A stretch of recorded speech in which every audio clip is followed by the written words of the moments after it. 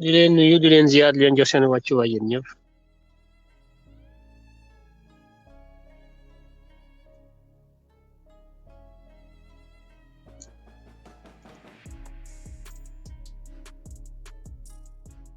Di ñaan yàlla suñ kàddu yi fekk leen ci jàmm yéen ñëpp.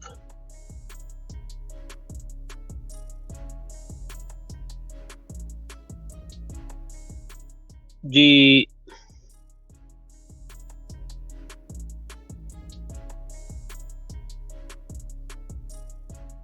tàmbale suñu kàddu ci xew-xew dëkk bi ñaar yi ci gën a fees muy li nga xam ne mooy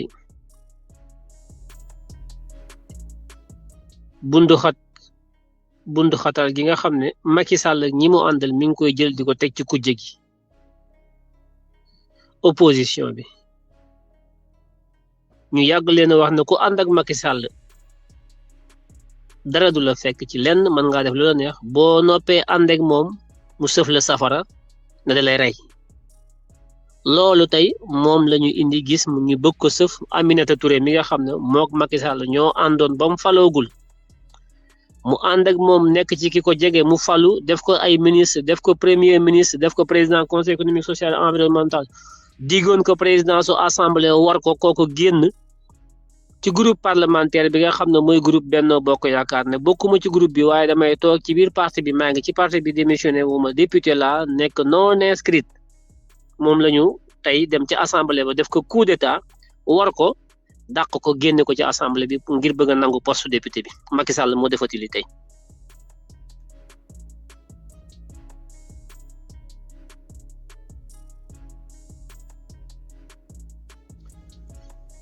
di leen wax ku ci mën a yaatal ngeen yaatal ko mu yaatu ñu mën a tàmbali waxtaan wi incha allah ku ci mën a partagé rek mu partagé ko ñu yaatal ko ñëpp mën ci jot ko amuñu télé.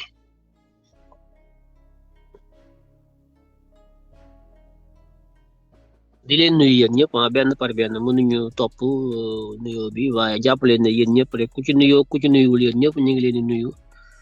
nuyu bu sell di leen jox seen wàccuwaay yéen ñëpp di am mbégte ci yéen ndax saa suñu wootee seq waxtaan ngeen ñëw teewlu ñu bokk waxtaan wi gone yi mbele laan yi yéykatu jaxato yi nag gémmiñ ñi saf sàpp rek we xat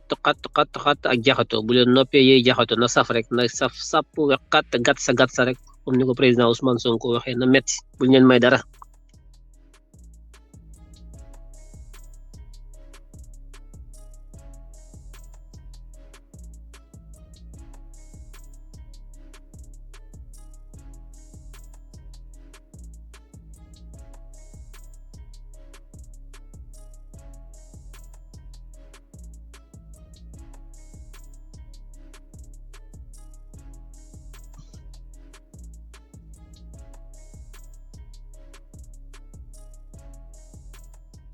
mais avant ñuy ñëw ci waxu Mimi Touré bi dañuy tàmbale kàddu gi waxtaan wi ci li nga xam ne mooy meeting bi nga xam ne def nañ ko barki démb Kër Massar Pastef les patriotes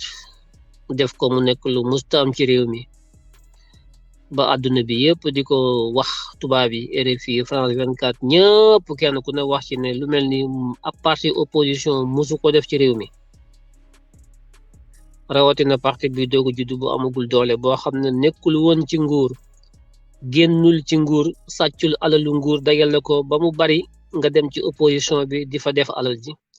parti politique boo xam ne amuñu benn moyen bu ludul ñi bokk ci parti bi ñooy def dërëm ak dërëm di ko dajale mën a def lu mel ni musta am Sénégal ku masa mën a dajale mbooloo mu mel ni daa fekk nga sàcc alalu réew mi ba mën a duy ay kaar fay leen tubaab yee ko wax du samay wax. lu ni mel guleet mosu fee am te loolu ndamu askan wi la yéen ñi ànd ak Ousmane Sonko surtout ndaw ñi ak jigéen ñi loolu seen ndam la ñu leen ciy jaajëfal yéen ñëpp leen encouragé di leen félicité ci loolu leen wax ne na gën a bar na gën a tar bu leen teggi seen tànk fi ngeen ko teg foofu la.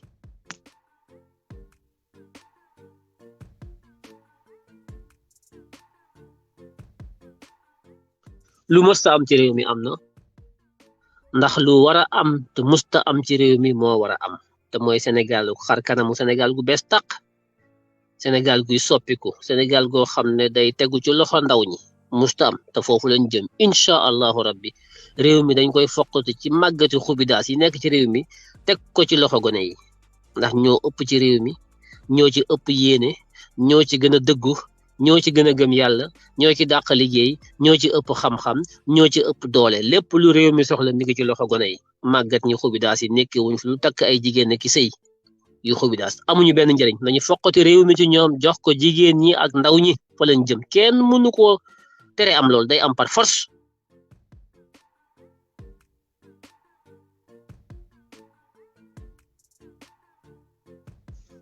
kon loolu moom nekkatul lu ñuy layame luy am la incha allahu rabbi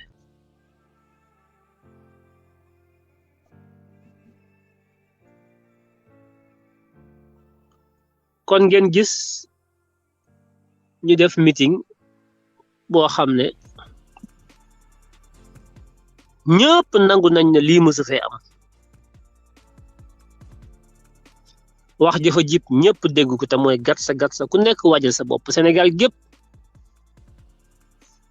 am na ñu ma woo sànq ne ma waaw vidéo bi lii rek ma leen gis ngeen benn mot d'ordre moo am bu ma kenn woote di wax ay wax yu kenn xamul benn ndigal moo fi jóg mooy waajal gat sa gi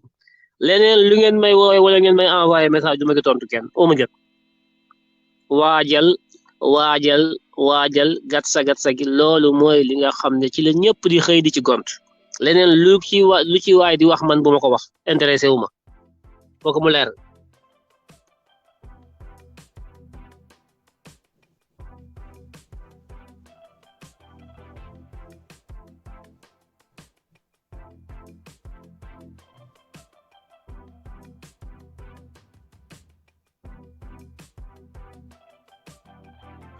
kon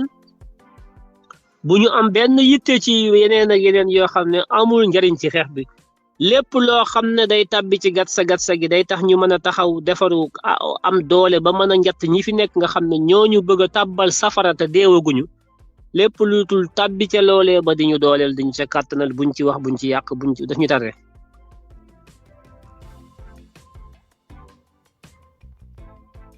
Sénégal gépp a ngi réunion ñëpp a ngi jóg ñëpp a ngi wax ñëpp a ngi conférence de presse ñëpp a ngi génn macha allah di wax parce que fexe ba bokk ci ñu naan waxoon naa ko moo gën taxaw ëllëg naan xamoon naa ko xeex moom mënatu la ñàkk ci réew mi daañu rayante incha allahu rabbi daañu rayante guerre civile la Macky Sall la bëgg ci réew mi dina ko am génocide la bëgg mooy rey askan wi dina ko am incha allahu rabbi ndax daañu rayanteeg moom deret di tuur ñu rayanteeg moom deret di tuur ñu rayanteeg moom deret di tuur deret di tuur deret di tuur deret di tuur ba ku ëpp sa morom doole yéeg ci kawam fa lañ jëm da ngeen pare de dañuy xeex ak moom ba mu war ci suñu kaw wala ñu war ci kawam mais moom lii ñu nekkee ak moom kenn mënatu koo dund dootul amati daa iman day jeex ci nii wala mu jeex ci naa daf ñuy rey suuli ñu toog fi def li ko neex wala ñu rey ko suuli ko ñu toog fi ñun def li ñu bëgg a def il faut que mu leer seen bopp yi ba tax na tey Macky Sall Antoine Diome ak Moussa Fall ñi ngi ci palais bi doon waxtaan ña ngay diisoo ñoom it bi tooguñu ña ngay xool yan pexe la ñuy jaar ak fu ñuy ak lu ñuy def ndax duñu bàyyi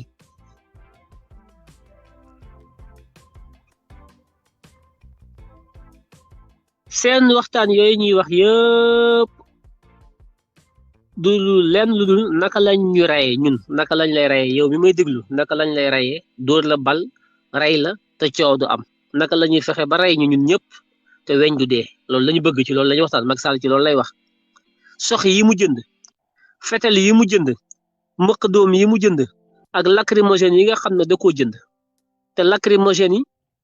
maa ngi leen ciy wax lenn ngeen bàyyi ci seen xel tout de suite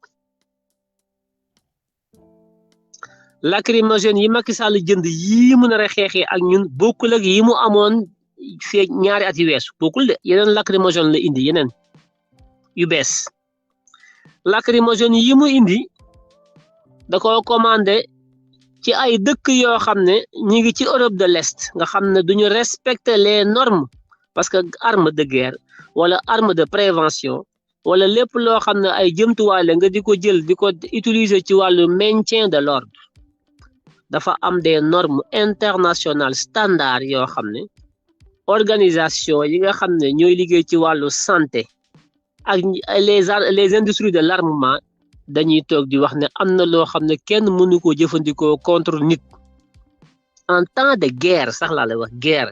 dafa am ay jëmtuwaay ay sox ak i armes yoo xam ne kenn du ko teel a sànni ci kaw nit bala nga koo sànni rek day am lu tax dañ ko conditionné codifié ko mënoo jóg ne damay xeexal nit yëkkati bombe atomique dóor ko xam nga bombe atomique ñu bari am nañ ko ci réew yi mais mënuñoo xëy di xeexal Sénégal sànni ko c'est interdit parce que c'est une arme non conventionnelle façon nga xeex bu nekk dafa am ay jëmtuwaay yoo ca sañ a jëfandikoo ak yoo ca sañu te jëfandikoo lépp dañ koo tëgg def ko ci ay këyit képp ku jël ay yenn jëmtuwaay jëfandikoo ko ci yenn xuloo xeex yoo xam ne laajul nga jëfandikoo ay jëmtuwaay yu bari doole yoo xam ne mën naa rey nit boo ko jëfandikoo dañ lay jàpp wàcce la tëj la à vie sa giir dund yow sa njaboot yëpp loolu génocide la foofu lañ jëm ak Macky Sall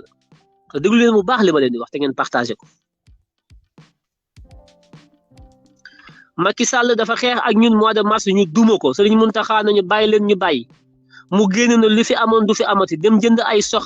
jënd ay armée dugal ay nervi recruter dem jëndi lu ne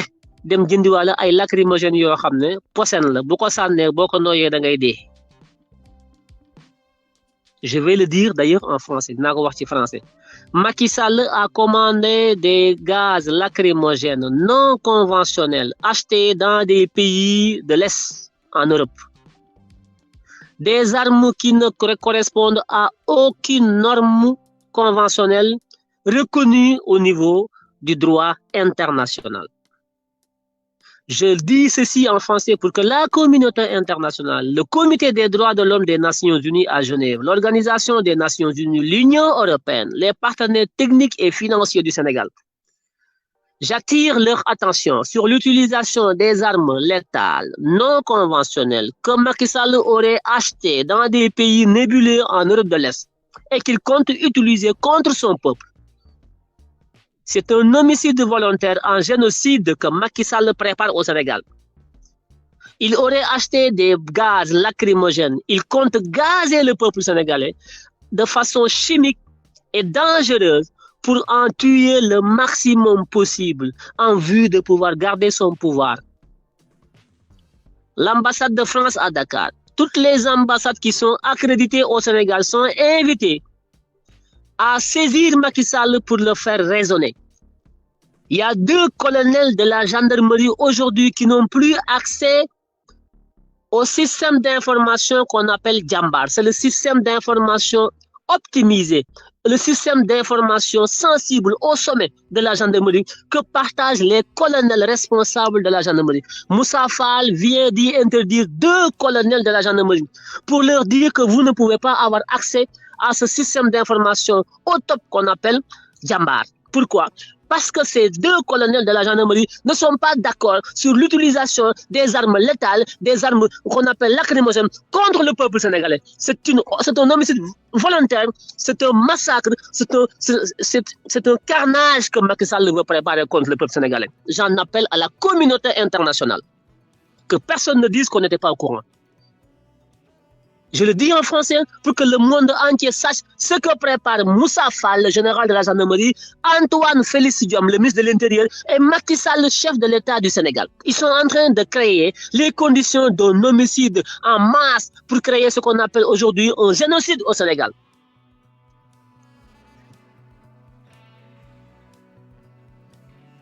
Donc, l'USAID, la coopération technique belge, la CTZ, l'Union européenne, les pays membres de l'OCDE, les États-Unis, le Canada, le Japon, tous les pays amis du Sénégal, tous les partenaires techniques et financiers, les institutions de Bretton Woods, la Banque mondiale, le FMI, la Banque africaine de développement, la Chine, aujourd'hui le Japon et la Russie, l'Union européenne, tous les pays membres de l'OCDE qui traitent ou entretiennent des relations amicales avec le Sénégal sont invités à raisonner Macky Sall. Il ne peut pas aujourd'hui, au nom de sa boulimie du pouvoir, utiliser des armes non conventionnelles contre son propre peuple. Le pouvoir appartient au peuple. L'armée est là pour défendre le peuple. Les forces de défense et de sécurité sont au service de la protection du peuple sénégalais, mais elles ne sont pas contre le peuple sénégalais. On ne peut pas utiliser des armes, tirer à balles réelles sur des Sénégalais, gazer de façon chimique et dangereuse, comme ça se faisait dans des pays comme la Syrie ou l'Irak ou autres. Macky Sall est en train de créer les conditions d'un génocide gigantesque au Sénégal. Nous alertons avant que cela ne se reproduise. Ils sont en train de se réunir. Ils ont acheté toute l'arsenal. Les lacrymogènes sont aujourd'hui entreposés. Nous savons où ils les ont entreposés. Aujourd'hui, nous appelons aujourd'hui la communauté internationale à envoyer des experts dans ce domaine pour aller examiner l'arsenal donc de l'armement sénégalais qui n'est plus dans les normes conventionnelles internationales. Est-ce que je suis clair?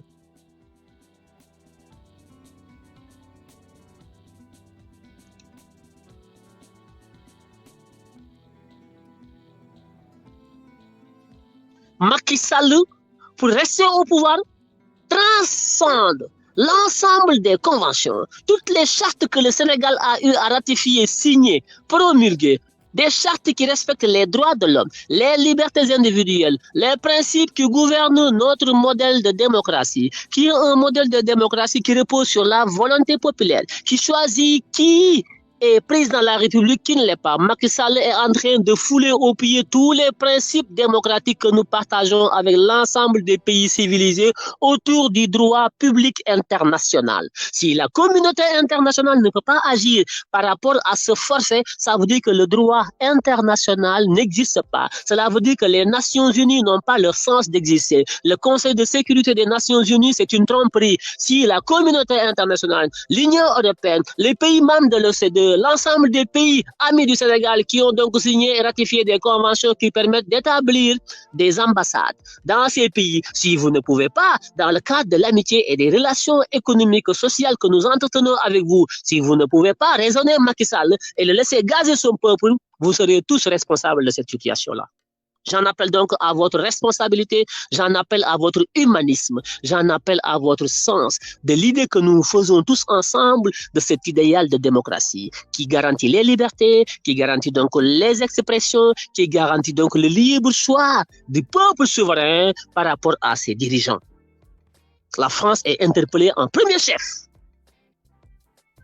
Je suis solennel et je suis donc formel. Voilà ce qui se prépare au Sénégal au nom d'une boulimie de pouvoir, après avoir exercé 2 mandats consécutifs qu'il ne peut pas renouveler, parce que c'est la Constitution qui le dit. L'article 27 de la Constitution sénégalaise dit, dans son dernier alinéa, que nul ne peut exercer plus de 2 mandats consécutifs. Macky Sall en a exercé 2 consécutifs. Donc, il est à la fin de son 2e et dernier mandat consécutif. Il doit donc rendre le tablier, organiser des élections claires, libres, transparentes et démocratiques et que le meilleur gagne. Le pouvoir appartient au peuple. Ce sont ces valeurs que nous partageons avec la communauté internationale civilisée. Si je ne suis pas clair, je peux me répéter. Mais je veux être explicitement clair. L'heure est grave au Sénégal. L'heure est grave au Sénégal sous Macky Sall. Les bavures, la dictature, les assassinats, les gazages, la tuerie, les emprisonnements de l'opposition. Trop, c'est trop. Il est temps que tous les pays qui sont accrédités au Sénégal s'expriment sur la situation qui prévaut dans ce pays. C'est du jamais vu, du jamais. Ni sous Senghor, ni sous Abdou Diouf, ni sous Abdoulaye Wade. Ce qui se passe sous Macky Wade, sous Macky Sall, ne s'est jamais produit dans ce pays, qui a toujours été un pays pointé du doigt comme étant une lumière démocratique, comme étant un modèle de démocratie. Macky Sall est en train de tout foutre en l'air.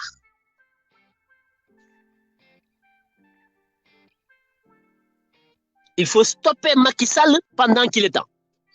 La communauté internationale doit travailler main dans la main avec la société sénégalaise pour arrêter la folie de Macky Sall. Il est dans une folie.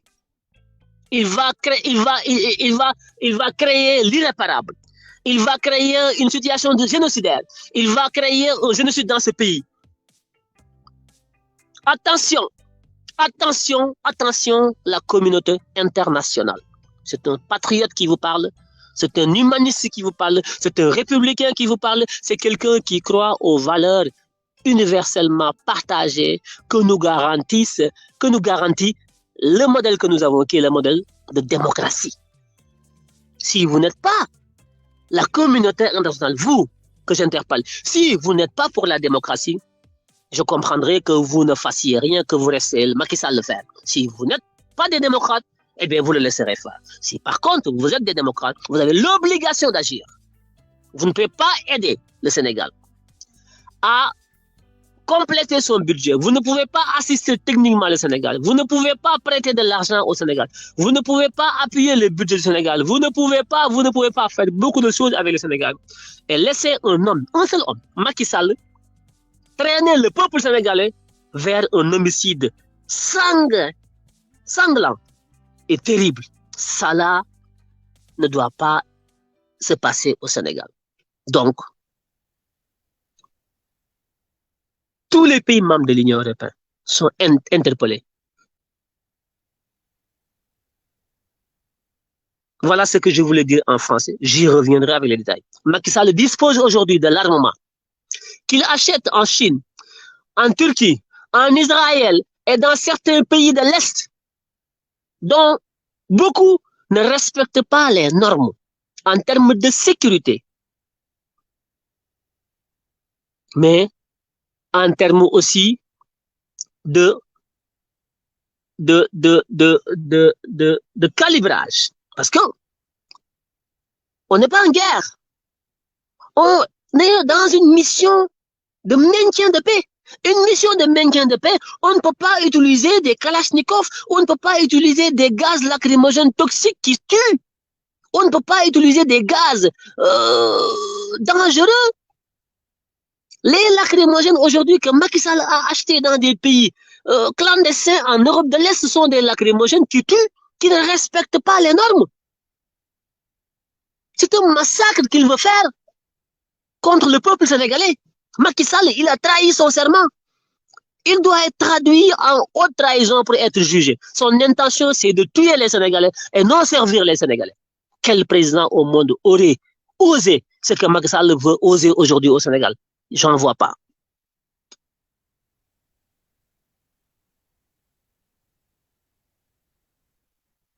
Donc, je m'en tiens là aujourd'hui en attendant d'y revenir avec beaucoup plus de détails. Il y a des colonels dans la gendarmerie aujourd'hui à qui on refuse l'accès à un certain nombre d'informations sensibles parce que ces colonels se sont opposés à l'utilisation de ces armes non conventionnelles. Il y a 2 colonels aujourd'hui que Moussa Fall a mis de côté qui n'ont plus accès aux informations sensibles au sommet parce qu'ils ne sont pas d'accord sur l'utilisation des gaz lacrymogènes dangereux qui tuent et d'autres armes non conventionnelles. Je vous le dis, la communauté internationale, faites vos enquêtes, envoyez des experts, ils vont étudier l'arsenal d'armement sénégalais et vous verrez ce que je vous dis. Je vous remercie. Kon askanu Sénégal li ma doon wax ci tubaab moom laay wax ci wolof waxuma ko nag pour kenn dellu ginnaaw wala kenn dañuy reyante ak Macky Sall ay soxla jënd ak i lacrymogène yoo xam ne bokkul ak yi fi amoon yii mu jënd yoon day tere ku ko jëfandikoo amul benn dëkk ci àdduna boo xam ne day nangu ku ko jëfandikoo dafa dem defarlu ay lacrymogène gaz yoo xam ne amul benn réew bu ko sañ a defar dafay dem ci dëkk yi nekk ci Europe ca l'Est nga xam ne dëkk yooyu daanaka ay dëkk yu làqatu la dëkk yu doyadi waaye am nañu tuuti technologie ci wàllu woowu ñu defaral ko ay gaz ak ay lacrymogène yoo xam ne bés buñ ci jàppee Macky Sall dañ koy yóbbu juger ko à la CPI parce que jëmtuwaay yooyu kenn du ko jëmale ci aw xeet yoon da koy tere moom la Macky Sall dem jëndi pour bëgg koo sëf sénégalais li ma leen wax lu leer nañ laa ci am na ñaari colonel de la gendarmerie yu nekk ci biir gendarmerie bi ne ñoom ànduñu ci ñuy jëfandikoo lii dóor ko ci kaw askan wi Moussa Fall général Moussa Fall génne leen ci groupe bi nga xam ne foofu la information yi xibaar yu mag yi ñu yore réew mi foofu lay tàbbi te ñaari colonel yi bokk ci ak Moussa Fall ak Macky Sall ñu reppi ñaari colonel yooyu nga xam ne ñoom nee nañu ànduñu ci lii ñu reppi leen ba ñoom xamatuñu li xew ndax wóoluwuñu leen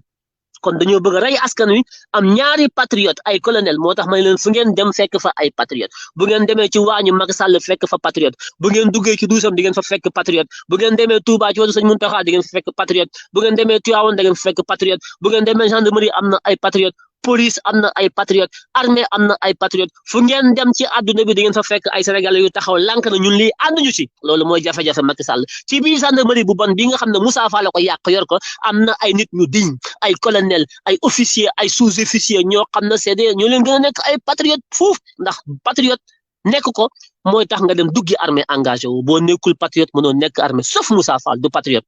dooméram la utkatu xaalis la moom armée dugg ci pour servir dafa dugg ci armée bi pour se servir xaalis lay wër Moussa Fall am na ay moromam yoo xam ne ñoo ko dàq jàng fuuf rew ko ci armée bi fuuf rew ko gendarmerie mais Macky Sall la neex mu yëkkati ko teg ko ci seen kaw ñoom ñooñee ne nañ ko li nga bëgg a def duñ ci ànd ndax sox yi nga bëgg a jël ak gaz yeeg saxaar yi bëgg ko mëkkaloo suñu nit ñi sénégalais yi bëgg leen a rey duñ ci ànd ndax ñun ay responsable lañ bëgguñu suba ku ñu yóbbu cour pénal international di ñu juger ci ay homicide wala ci ay lépp loo xam ne dafa nekk génocide ñun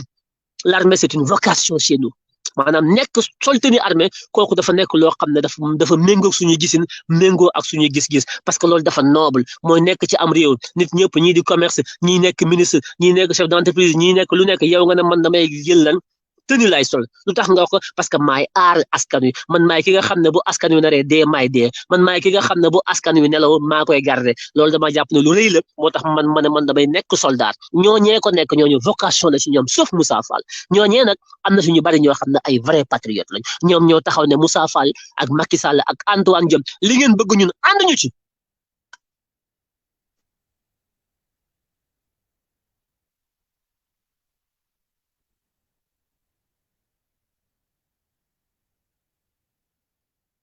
ñoom lu ñu def ñu xam ko lépp la ñuy xam ñi ngi réunion ci palais bi sànq ñaga fa wax naa leen ko seppi nañ ci seen groupe information boobu système d'information bi tudd jàmbaar dofuñu xam nañ bu baax bu ñu ngi may déglu ils ont un système d'information bu tudd jàmbaar xibaar yi gën a rëy ci réew mi ci wàllu sécurité ci gendarmerie foofu lay tàbbi ay colonel la fa nekk ak Macky Sall ki Moussa Fall ay colonel lañ ñooy dañuy jël lacrymogène la ñuy dóor bu ñu jàpp Sonko bu ñu xëcc kërëm lacrymogène la ñuy génne fu ñu ko dóor ñëpp suqat ñi ci bu fukki sëqatee juróom-ñett dañuy dee ndax duñ ko mën a nooyi ndax posen bu bon a nekk ci biir yéen colonel ne leen déedéet li ngeen bëgg a jëfandikoo contre peuple sénégalais bi loolu mooy nga fekk loolu mooy jus posen la da ngeen leen a bëgg a posene xam nga posene nit ak taal saxaar nit ki sëqat bokkul saxaar bu saxaaree mën ngaa sëqat mu jàll nga dem sël mu ñëw toog ndax saxaar la waaye posen bokkul ak saxaar ñaari colonel yi ci biir gendarmerie bi ne leen lii rey nit la da ngeen a bëgg a rey sénégalais te ñun duñ leen rey ñun sénégalais yi dañu fay nekk pour aar leen li ngeen bëgg a jëfandikoo du dëgg du yoon Moussa Fall seppi leen ca groupe ba sànni leen fële xamatuñu li xew waaye ñoom ànduñu ci te le moment venu ñoom dinañ jóg def li ñu war a def moo tax benn balu lacrymogène bu génn bu ñu commencé xeex ak ñoom lacrymogène bu génn douille yi cartouche yi na ngeen fexe ba jëlee échantillon yi téye ko parce que on fera des expertises benn lacrymogène bu ñu sànni ñoom fexe leen ba for ko ngeen jël échantillon yi du yi saxaar yi yëpp dañ ko jël expertise ko on va envoyer des équipes au Sénégal yoo xam ne ci moment ci xeex bi ñoom ils seront dans la foule dinañ nekk ci biir askan wi yor ay appareil di calculer gaz yi di calculer toxicité bi yëpp dañ koy calculer on va faire un travail scientifique Macky Sall sera traduit moom ak Moussa Fall ak Antoine Diome ak Dior Diagne ñoom ñëpp billahi ils seront jugés à la cour pénale internationale man maa leen ko wax dañuy jaay wuyu ñun ñu leen gën a wuyu ëpp leen ay réseau foofu on a déjà activé tous nos réseaux. Ils sont déjà en route pour le Sénégal. Ils viendront, ils vont assister à tout ce qui se passe. Ils prendront des photos, ils prendront des vidéos. Ils ont des appareils sophistiqués pour calculer toute la toxicité de tous les lacrymogènes. Il faut ça. Djel douille, djel cartouche, yep, ñu annoté ko, yep, def ko ci ay ki, def ci étude bu sérieux, def ko ci dossier bi, porter leen plainte.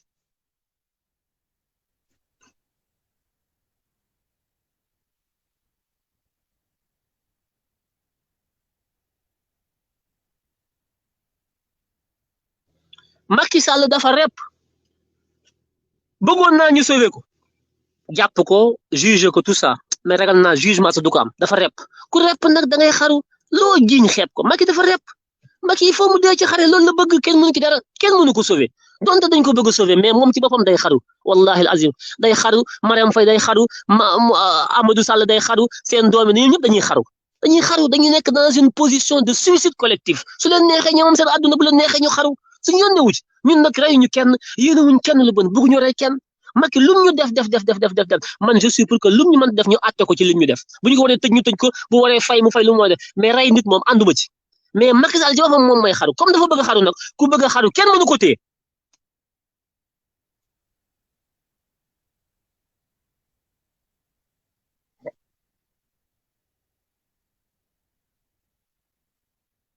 est-ce que dégg ngeen li may wax Macky Sall ak Antoine Diome ak Moussa Fall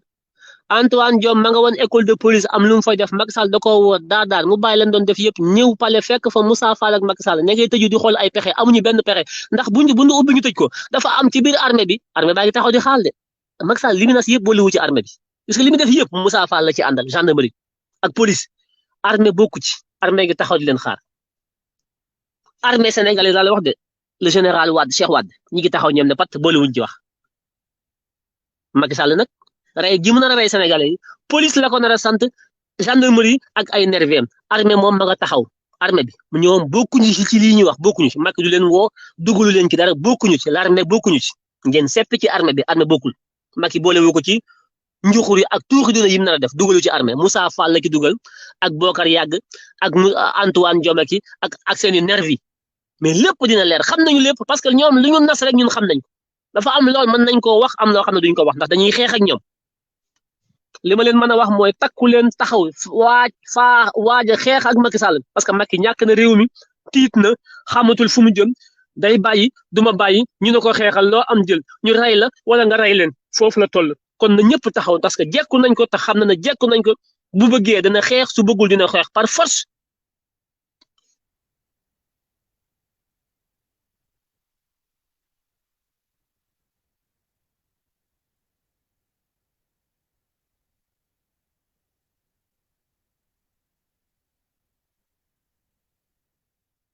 Tout le peuple sénégalais est prêt ñëpp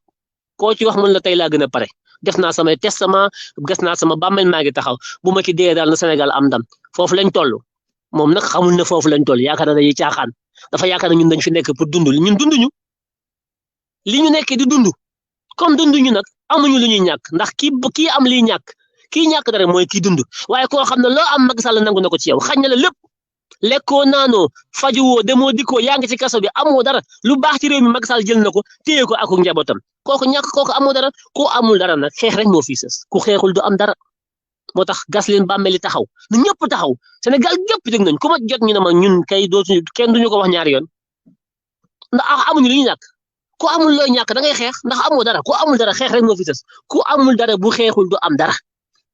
Macky Sall moom mi sàcc ay milliards yi milliards yi milliards ay milliers de milliards ay milliards de dollars la Macky Sall am Macky amul millions de euros de ay milliards de dollars la yore alal jooju mu sàcc su mënta muñ ne maa ngi dem am naa alal naa dem dundi alal jooju bu ko jaralee moom mu jël bakkanam bii pour ñàkk ko moom te am alal waa ñun ñu amul dara ñun suñu bakkan bii ñun lu tax mënuñu koo tay la ñun pour am dara moom mi yor alal su mënee xeex ba mën a ñàkk alal gi tëddi bar sàq ndax alal ji bàyyi fi alal ji moom loolu bu ko jaralee moom ñun ñi nga xam ne amuñu 10 francs Mali lu tax ñun mënuñoo xeex ñun pour am dara est-ce que dégg ngeen li may wax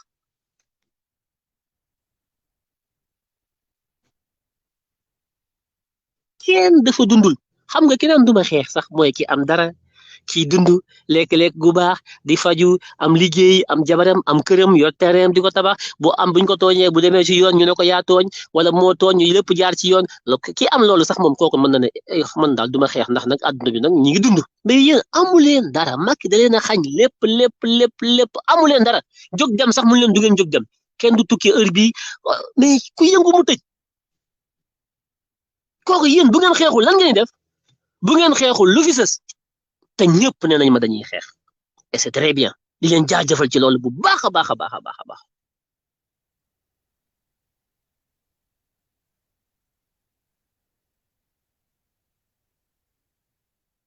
xoolal li mu jóge def tey Mimi Touré Aminata Touré nekk seen tête de liste ñu campagne am ay député mu ñëw ñu ne ko yaay nekk assemblée nationale présidente bi ñu ñëw ba toog ba war koo fal Macky Sall ca saase la woote ne nañ ko war bu ko kenn jox mu mer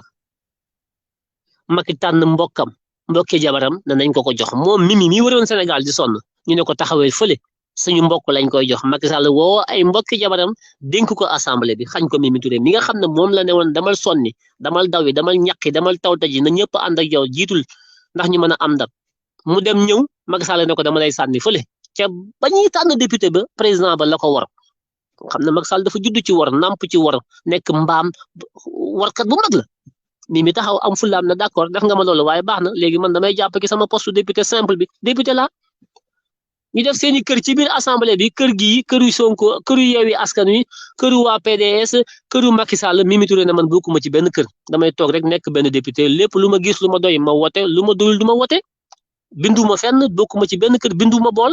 ku nekk na man ci bool bi laay bokk damay bindu bool mu ne man binduwuma bool damay xool fu ma neex rek ma dem aña ji ci pension bi loolu la def ci assemblée bi non inscrit ndekete loolu naqari na leen benn ñaareel bi scandale Covid bi ñëw junni milliards yi ñu sàcc ko lekk ko Mimi Touré ne Amadou Ba premier ministre na ñëw wax ak assemblée bi fan la xaalis bi jaar ndax loolu yoonu réew mi charte réew mi moo maye bu jafe-jafe amee ci réew mi député yi mën nañoo bind premier ministre bi ne ko woolu ko mu ñëw ñu laaj ko ay laaj mu indi ci ay tontu yoona ko maye ñu woo Amadou Ba premier ministre mu lànk ne du ñëw ba léegi demul Mimi Touré ak Guy Marius Sagna woo Amadou Ba lànk ne du ñëw leeral leen ci li nga xam ne mooy xaalisu mbas mi ñu sàcc lekk ko Macky Sall lekk ay ñoñam ñu ne ko ñëwoo baax na kon daañu la dem boole ji kalaame la ca fa nga xam ne mooy conseil constitutionnel bi nga xam ne moom mooy tribunal bi nga xam ne mooy àtte diggante institution yi assemblée nationale kër gu mag la di institution primature c'est une institution ci wala bokk ci gouvernement bi la bokk comme premier ministre bi constitution bi moo ne mën nañ ko woo laaj ko mu tontuñu ci assemblée bi ndax assemblée bi mooy ëttu pencu ndaw réew mi assemblée bi moo gën a fort palais bi assemblée bi moo ëpp doole palais bi ndax assemblée bi ñoo fa toogal askan wi ñoom mën nañoo saytu ku ne woo ku ne déglu ku ne teg ay commission voté ay loi daan ku ne tëj ku ne sanctionné ku ne député yi mën nañ loolu yoon moo leen ko may moo tax ñu woo Amadou Ba ne ko xaalis bi ñuy dégg ñu naan dañ ko luubal ci mbas mi junni milliards yi kaay fii ñu déglu la nga wax ñu loo ci xam ak li ci xew Amadou Ba lànk ne du wuy ji ñu dem boole ko ca conseil constitutionnel boobu ba léegi conseil constitutionnel mi ngi ne nemm waxu ci waaye bu fekkante ne woon Macky Sall moo ko bëgg wala tey jii ñoom ñi nekk ci nguur gi lu ñu bëgg rek conseil constitutionnel da ciy addu ci saase lii moo nekk ci réew mi ñu ne kenn du xeex ndek loolu Mimi Touré def naqari na leen wax moo Guy Marius Sagna ñoo ko ànd def ndek ñu ngi koy pexel ci suuf lan lañ ko pexele député bi mu yore ndek moom lañ ko bëgg a xañ ndax dañoo cëkkale ci assemblée bi amuñu majorité amuñu député yu doy pour mën a jàllale seeni loi te rawatina ba Mimi génnee ci ñoom ne man kat maa ngi yéen ñëw bokk parti APR waaye poste député bi moom sama poste député la maa ko moom ànduma bokk maa ngi yéen lekk ci biir kër gi waaye rek poste bi dama koy téye loolu yoon na ko may ndax article 60 de la constitution moom moo ne bépp député boo xam ne dafa tekki ndomba tànkam ci parti politique bi nga xam ne ci la bokk te parti politique boobu indi ko def ko député def ko ci liste ba mu nekk député ci assemblée parti politique boobu député bi su ñëwee ci assemblée bi ba jamono bu ko soob mu ne moom bàyyi na ca parti ba bokkutul ca parti ba bu ko xasee ba def day ñàkk ndomba tànku député bi déglu leen bu baax li ma leen di wax article 60 di charte réew mi di constitution bi moo ne bépp député bu falu député falu ko ci liste wala ci loosu parti ba nga xam ne fa la bokk bis bu jamono ñëwee ba mu bàyyi parti ba génn ca parti ba ne bokkatul ca parti ba la ko génn ca parti ba moo koy xañ ndomba tànku député bi mu yoroon ci parti bi est-ce que wax ji leer na loolu la article 60 de la constitution sénégalaise wax waaye Mimi moom daf ne man tekkiwuma sama ndomba tànk ci APR man maa ngi APR ba léegi kenn déggagul fan la Aminata Touré Mimi ancien premier ministre taxawee Sénégal gépp taxaw mun leen man bàyyi naa APR bokkutuma APR kenn mësta dégg mu wax ko waxu ko bindu ko kon kay Aminata Touré di Mimi ba léegi mi ngi APR ba léegi député APR la dafa bokkul ci kër gi rek dañuy añ député yi saa su ne mun leen man bokkutuma ak yéen añ ñe bokk kër gi nag waaye bu añ jotee bokkuma ak yéen bool bu ngeen di togg ceeb man damay def sama soom bi laay lekkuma ci bool bi ñu ne ko da ngay bokk ci bool bi par force wala ñu génne la kër gi mun leen ma ci génne ñoo bokk kër gi njëlli nag bu ngeen toggee lu ma neexul du ma ci lekk damay xool lu ma neex ma def sama cere soow laay lekk ngeen ne ma da ngay lekk ci mbaxal mi ma leen lekkuma mbaxal ñu seppi loxoom ci cere soow bi ne ko da ngay génn kër gi nag faf nii lañ def Mimi tooñ ko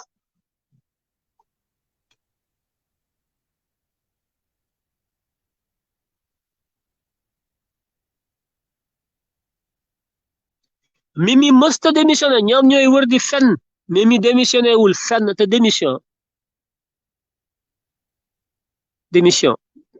da nga koy bind du ay wax di démission da nga koy bind Mimi mësta bind benn kayit jox leen ne leen bàyyi naa APR mësu ko def waaye ñoom taxawaay bi Mimi taxaw da leen a neexul ndax benn mandat benn député boobu bu ñuy voté dafa am solo parce que ñoom amuñu député yu mat donc benn poste député bi da leen di déranger parce que bu ñu waree voté yenn loi yi Mimi su àndul ak ñoom du ñu am majorité du jàll te comme mu maîtriser wuñu Mimi xamuñu fan lay voté fu mu dul voté te ñoom ak moom a ànd comme dañ koo tooñ moom it mu ne pat jàpp njàmbale mu yor kartam bu voté jotee mu waree voté ci biir assemblée bi te ñoom dañoo cëkkale bëgguñu booti gàmb moo tax ñu ne nañ fexe ba foqati député bi jox ko koo xam ne bu ëllëgee bu ñuy voté moom fu ñu jublu fa lay jublu te Mimi mii kat mën nañoo jublu fii mu jublu faa kon nañ fexe ba nangu de poste député bi jox ko ku ñu jublu lii lañ ci jublu de dem sosal ko ne dafa démissionné musta démissionné d'ailleurs dina ci wax Mimi dina wax dina génn wax dina def recours ba ñu delloo ko poste bi ndax ni ñu foqatee poste bi ci moom jaaru ci yoon dañ koo sàcc ay sàcc lañu ñoom lépp dañ koy sàcc ak jaay doole ñu démb lañu woote tey lañ ko def te ñi ñuy woo bi ñu leen di convoqué ne leen da ngeen ñëw muy le bureau de l' assemblée nationale fa lañ ko décidé déjà ci bureau bi les membres du bureau de l' assemblée ñoom la ñu woo en urgence woo leen convoqué leen démb te waxuñu leen lu tax ñu convoqué leen ñu ñëw tey dugg ci bureau bi réunion daal di def vote bi ñu defee vote nag 6 yi nekk ci yeewi askan yu lànk waaw wàllu Sénégal Abdoulaye Wade ñi ñu wote leen ñun nga xam ne ñun ñoo leen voté leen ñu war ñu dem ànd ak benn bokk yaakaar pour dàq Mimi waa PDS waaye dana leen coûter cher wallahi dana leen coûter cher Abdoulaye Wade ak Karim Wade ak seen waa wàllu Sénégal dana leen coûter cher li ngeen def tooñ ngeen yéen a ngi ñu tooñ rek ñi ngi ci teg ñi ngi ubbi suñu carnet di bind ànd leen ak Macky Sall di def rek yéen ñi Karim Wade Macky Sall yéen Karim ak Macky da ngeen di laabisoo di àndandoo mi ngi suñu kanam da ngeen xam ndax réew mi yéen a ko moom wala ñun ñoo ko moom mi ngi suñu kanam waa kër Abdoulaye Wade Karim Wade dañoo war askan wi war yeewi askan wi war ñun ñi àndoon ak ñoom votel leen dañ leen a war léegi ñoom Macky Sall lañu àndal ci biir assemblée ba lu Macky bëgg nañ ko lu mu bëgg ñu votel ko lii moo am moo tax bi ñu demee ci bureau assemblée bi tey di voté pour dàq Mimi te voté boo xam ne jaarul yoon dàq bi teguwul ci yoon ndax nit bala nga koo dàq ci nangu député am da ngay gis ne moom nit ci kat tekki na ndomba tànkam ci parti bi nga xam ne ci la aju woon pour nekk député te Mimi musta def loolu waaye waa député PDS yi ànd ak député Benno Bokk Yaakaar yi ci biir bureau assemblée bi ñu am 10 voix kujje gi yeewi askan wi am 6 na ñoom ànd ñu ci ñoom ñu am ànd waa Benno Bokk Yaakaar membre yu bureau Benno Bokk Yaakaar ak membre yu bureau wàllu Sénégal muy groupe démocratie liberté xawma liberté démocratie yu kenn xamul ñi fi tappale yooyu ñu ànd ñoom ñaar laa bisoo comme nañ ko yàgg defee rek ci Ablaye Wade ki Macky Sall ki Idrissa Seck ñun ñëpp benn nañu mburu faf ko farik du ñu dem xool naa ko ba xool mais du ñu dem waaye nag ndokk ñun lu ñu waroon def ak ñoom def nañ ko ñun ànd nañu ak ñoom jaay nañ leen ngor ji nañ leen ngor ànd nañu ñoom ci ngor ci teraanga lu ñu mas a waxante ak ñoom def nañ ko lu ñu seq ak ñoom def nañ ko lu ñu war a xeex ak ñoom xeex nañ ko ñoom nag ñoo ñu war ñoom waa kër Abdoulaye Wade yi ndax dañoo judd ci war namp ci war màggat ci war di dee ci war ñu suur leen ci war ay warkat yu mag lañu waaye nag ndokk ba ñun waruñu leen ñoom ñoo ñu war lekk li ki des nag mi ngi suñu kanam.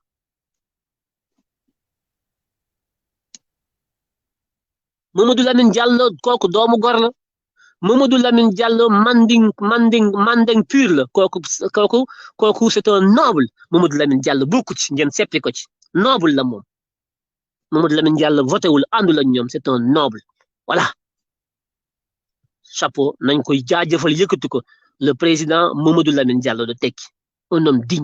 homme d'une dimension boo xam ne kooku il faut que ñu yëkkati ko il faut que ñu jàppale ko parce que Sénégal ñu mel noonu lañ soxla ñu mel ne ay Mamadou Lamine Diallo mais pas ay doomeraam yu mel ne ay Karim Wade ko yu kenn xamul duñu tekkiwuñu dara duñu nitu dara toog kata toog fii di joxe ay consigne ñu nekk fii di liggéey bay bëgg a dee muy joxe ay consigne ñu duñu war guddi ak bëccëg daañ leen def lu bon doomeraam yi ngeen doon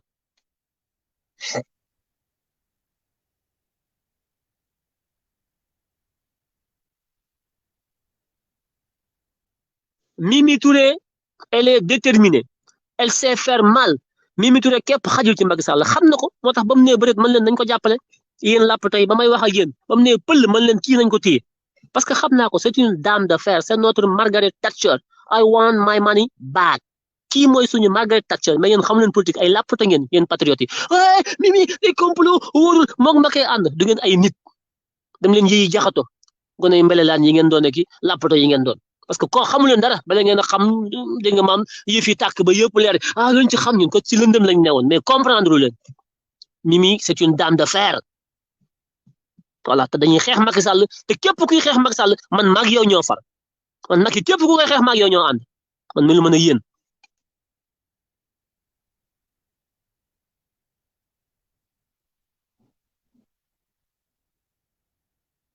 kon lii mooy li liñ def tey Macky Sall Mimi Touré gis nga Macky Sall de soo ànd ak moom yaa fi gën soo àndul ak moom mu tër la ren di xatit tey Mimi Touré la ñuy ren di xatit ñoom ñu ànd ak moom de ren di Mimi waa kër Abdoulaye Wade yi lu tax parce que nee nañu Mimi Touré moo tëjlu Karim Wade moo ko kër Mimi Touré mosut a tëjlu Karim Wade Mimi Touré mosut a tëjlu Karim Wade Mimi Touré politique pénale Macky Sall la doon appliqué en tant que ministre de la justice Macky Sall nommé ko jox ko ministre de la justice ne ko dama bëgg a topp diw ak diw ak diw ak diw ak diw toppal ma leen mu topp leen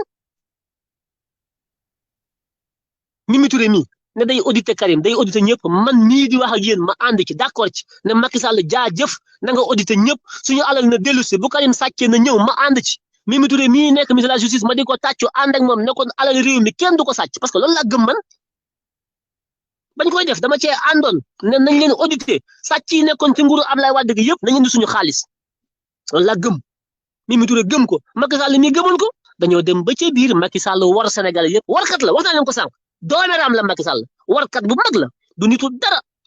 war Mimi Touré war ñi àndoon ak moom ñëpp war ñi nga xam ne dañoo bëggoon réew mi tegu ci yoon ñu audité ñëpp alalu ji réew mi dellu ci réew mi ñu bàyyi sàcc parce que askan dañu sonn ñu dem ba ci biir mu ne Karim Wade xaw ma 165 milliards la koy topp gisuñu dara Omar Sarr bi mu boole woon ci liste ba mi ngi moom dégg nga maanaam 25 personnes ñoom Samuel Sarr ki ñoom Omar Sarr ki ñoom Ousmane Ngom ki ñi mu doon topp ñëpp ci nguuru Abdoulaye Wade ne ay sàcc lañ dafa mujj leen a woo ñu neexal ko ku nekk joxe ay milliards mu encaissé ñoom ñëpp ñëw dugg ci parti mu teg lépp ci suuf ana dëgg ana dëgg Mimi Touré mi ngeen gis ni mësta gëm troisième mandat benn dama leen koy wax ñaareel bi Mimi Touré dafa mësta gëm reddition des comptes gis nga Ousmane Sonko ni muy xeexee ak njubadi Mimi Touré ko dàq gën a xeex njubadi fukki junni yoon dama leen wax lu leer nañ Mimi Touré li mu gëm mooy transparence li mu gëm mooy alalu réew kenn du ko sàcc loolu dama leen koy wax ngeen teel koo xam tey lépp luñ leen waxal ci Mimi Touré ba mu des Mimi Touré dégg nga maam lépp luñ leen waxal ci Mimi Touré na ngeen ko gëm ba mu des Mimi Touré day sàcc xaalisu état ku la ko wax day fen ku la ko wax da koo bëgg a yàq deram Mimi Touré du façon boobu nit ku nekk dañ koy waxal jikkoom mën na am yeneen jikko xëy na yu baaxul mais lii moom mën naa teg suma loxo ci kaamil waatal leen ne Mimi Touré du koy luubal alalu askan wi gëmul loolu moom c'est pas ses principes nit dañ koy waxal jikkoom bàyyi leen ku ñëw ngeen yàq deram ku ñëw ngeen ne baaxul parce que ku jege Macky Sall da ngeen ne baaxul da ngeen a bëgg wax ñu nekk ci Macky Sall bi kenn baaxul loolu bu ngeen ko waxee du dëgg Ousmane Sonko wax na leen ko bëgg dem bàyyi leen lu leen neex rek ngeen xam bu presse bi ne wuy Ousmane Sonko baaxul ngeen dal ci kawam bu ñu xëyaatee gannaaw suba ne Ousmane Sonko baax na ngeen riitil presse bi Ousmane Sonko ne ngeen bàyyi seen façon yooyu nit day dëggu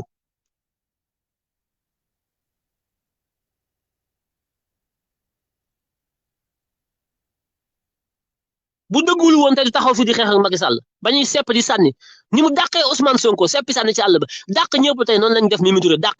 parce que Macky dafa soxor dafa bon moo tax Ousmane Sonko wax na ku yéese Macky Sall yàlla bindu ko wax na dëgg Firaaw na sax a gën Macky Sall baaxul xol bee bon xool ni mu def Mimi Touré noonu la defoon Ousmane Sonko ku ci nekk mu xëcc dàq sànni toroxal bu noppee ci yow dalee toroxal bu la soxlaa jëfandikoo la comme morsa bu ñuy fi béré bu noppee sànni ci àll ba lii mooy Macky Sall mooy doomi ram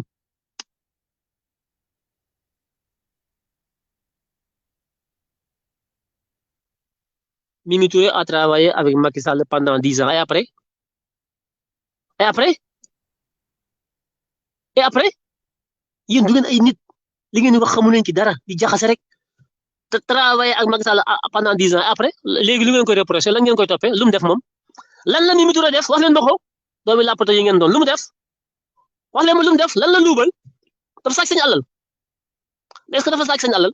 daf leen tëj injustement dafa def lu mu war a def wax leen ma lan la Mimi Touré def lu mu war a def wax leen ma ko ci nguuru Macky Sall wax leen ma ko non yéen mais yéen ay nit ngeen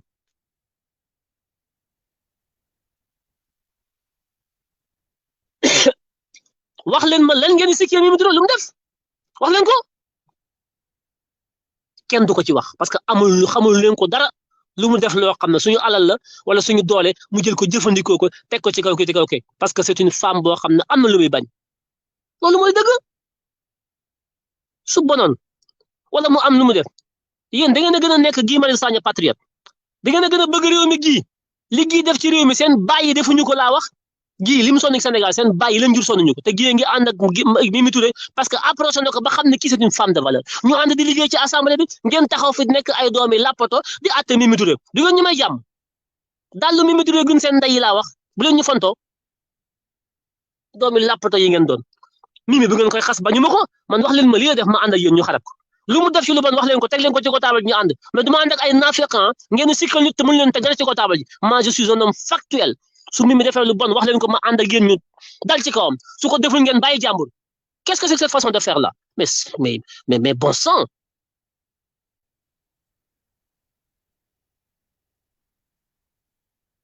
vous êtes des fils de lapote là wax ne m'insulte pas attends je vais te mettre dehors tu vas aller en prison espèce de con que tu es allez je te mets en prison comme ça tu sors de mon temple voilà espèce de fils de lapoto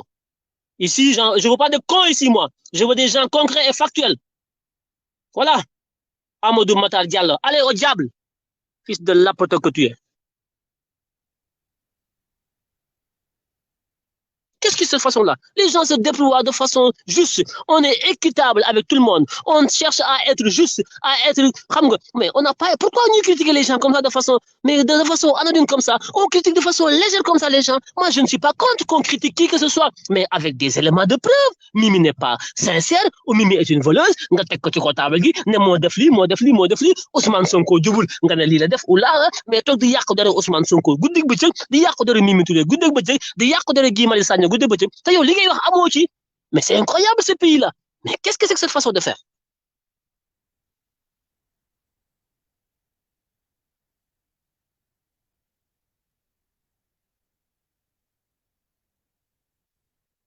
ben je suis fâché c'est normal je suis un être humain je ne suis pas un dieu encore moins un prophète hein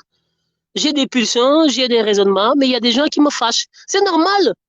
je ne suis pas un être agréable tout le temps. Je suis un être agréable tantôt désagréable. Ça dépend. Il y a des cons, des intrus, des gens, ils ne sont d'ailleurs pas invités à mon temple. Moi, mon temple, c'est un temple de science, un temple de faits et d'arguments. Celui qui n'a pas d'arguments, il dégage d'ici. J'ai pas besoin de cons, j'ai pas besoin de lapoto. Je le dis tout le temps. J'ai pas besoin d'être applaudi. Je ne suis pas là pour dire, moi, je suis le plus fort, ça ne m'intéresse pas. OK? Voilà.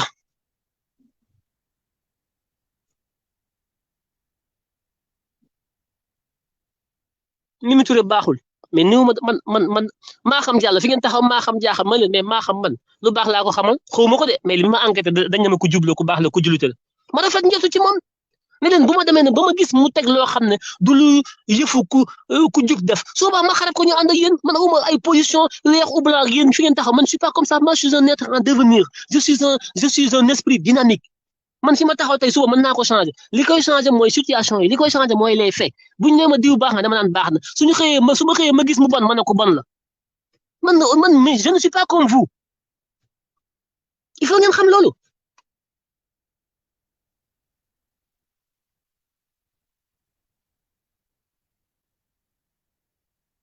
kon tey Mimi Touré lañ ne dañ koy rendi toroxal ko parce que àndul ak ñoom bu subaa gannaaw suba ñu teg ci Abdoulaye Diouf Sarr am na ñeneen ñi ngi seen biir ñoom tamit bis bu ñu génnee rek ñu rendi leen maanaam kenn du génn ku génn ñu rey loolu mooy politique Macky Sall loolu mooy li ci am solo li ci am solo sax du défendre Mimi Touré ou défendre qui que ce soit parce que défendre wu ma Mimi principe justice lay défendre waxoon naa leen ko fii ci ñi may yàgg topp man gis nga même sama noon ci may xeexal sama noon bi nga xam ne moom laay xeexal bis bu ñu demee ba ma gis moom sama noon bi am na keneen ku ko teg injustice damay xeex injustice bi yéen da ngeen yaakaar ne man ay jëmm ñoo may intéressé c'est pas les personnes qui m'intéressent ay principe lay xeex ak ay valeur yow mii sama noon bis bu ma doxee lu ñu non ba ma gis ëllëg ci mbedd mi wala ma tas ak yow fekk ku la sëf loo xam ne tegul ci yoon dama lay xeex la yow parce que loolu ñu la teg te du yoon moom lay xeex man yéen xamu leen ay làppata ngeen moo tax ngeen am ay problème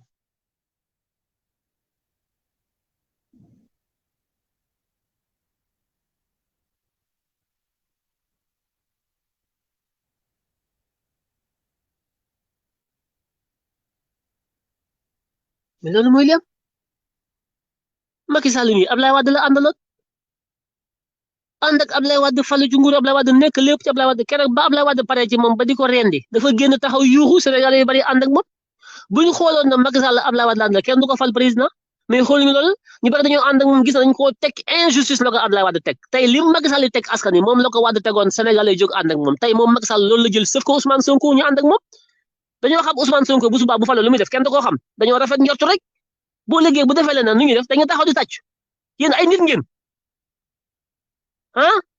mais ni ngeen mën a mel ku namp ci meewum làppato ni rek nga mën a mel man je suis un esprit dynamique je change en fonction de l'idéal derrière lequel je tends et je cours tous les jours j'ai un idéal qui fuit et derrière lequel je tends et je cours chaque instant c'est ça moi mon sama loolu mooy sama boussole soo baaxee mën a baax nga soo bonee mën a bon nga même personne bi ni nga mel loolu rek laa lay jox loo ma jox loolu laa lay delloo yéen vous n'êtes pas comme ça yéen da ngeen di far ki ngeen faral bu baaxee baax na bu bonee baax na seen yoon nekku ci parce que yéen ak moom a far loolu est loolu meewam làppato la man naam fu ma googu meew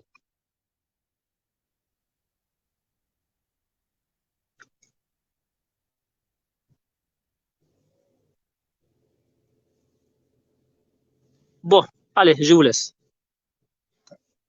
à demain